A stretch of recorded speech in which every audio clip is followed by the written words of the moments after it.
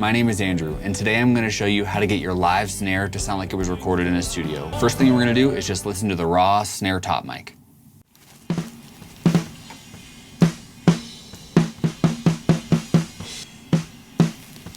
All right, so just to start, it sounds raw. It sounds like there's quite a bit of cymbal bleed in it.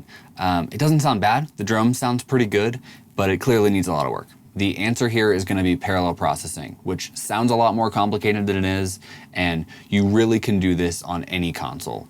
That's my favorite thing about this, is that it's not some big complicated process. You can do this with anything. All right, so what we're going to do to snare top is we're going to put a high pass filter at about 110, and then we're going to do a pretty dramatic EQ, where we're going to take out tons of mid-range and add lots of high-end. Basically what you're looking for here is the crack and sizzle of the snare. All right, now moving over to our gating and compression, I'm gonna do it in waves because I think it sounds a little better than this console, but this is not something that is proprietary to anything. It's a compressor and a gate. So now we're gonna put the gate in. And all you really need to know here is the attack is as fast as it can be. The release is at about 120 milliseconds, and I am keying it so that the gate is only listening to about 350 hertz and below. So no matter how hard he hits the cymbals, it's never gonna open the snare gate. And now for compression. So I'm gonna use a black 1176 with a 20:1 ratio, a medium attack, and the fastest release it can do.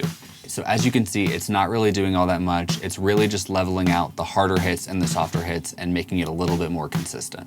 All right, and now moving on to snare bottom. So for snare bottom, here's what it's like completely unprocessed. And I'll turn it up a little bit so you can hear it more clearly.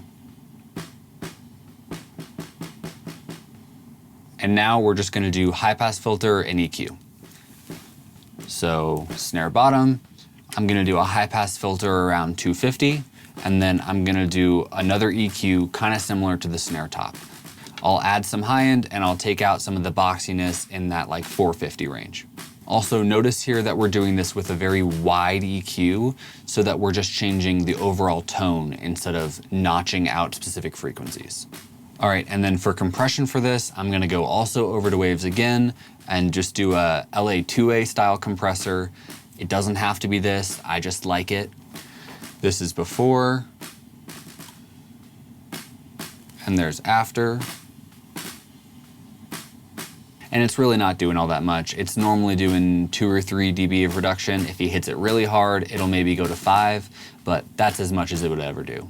Now here's the big trick. That's honestly so easy, it's kind of funny. So all you're gonna do is you're gonna get another channel and you're gonna make the input the same as the snare top. So again, that sounds like this. And we're just gonna go ahead and do a high pass filter at about 70 hertz. And then we're gonna do an EQ that has a big low boost. Looks like I did 12 dB boost at 160.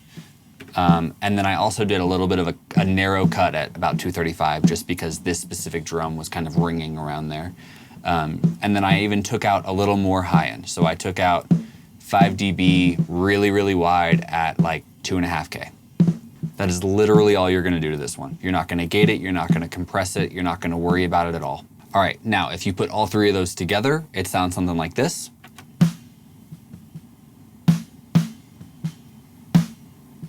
Now I'm just gonna turn on the reverbs and open up the rest of the kit.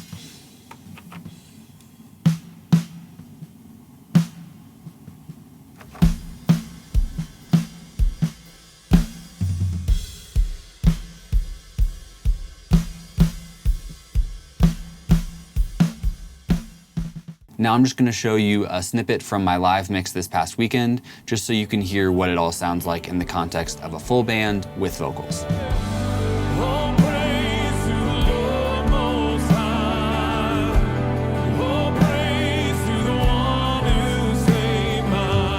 All right, thanks for watching, guys. If you like this video, don't forget to like and subscribe.